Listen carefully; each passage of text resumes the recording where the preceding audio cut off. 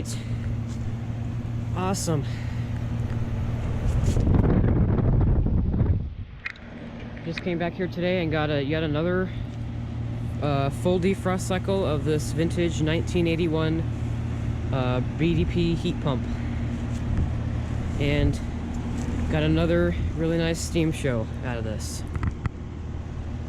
As of now, this is the oldest unit defrosting on YouTube, but my record is threatened this winter because older heat pumps have been discovered by other enthusiasts, but for now, this is the oldest defrost on YouTube. Again, I've gotten this defrosting a total of 3 times now. That is very, very hot. 1981 3-ton. The logos are gone on both of these. The 1982 surprisingly isn't running today. But both logos are gone. They're either Bryant, Day, Night, or Payne. I'm guessing Bryant, but yeah.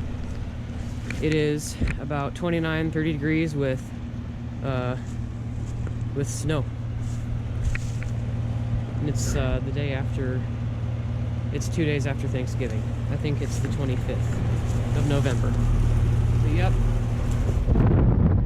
Awesome.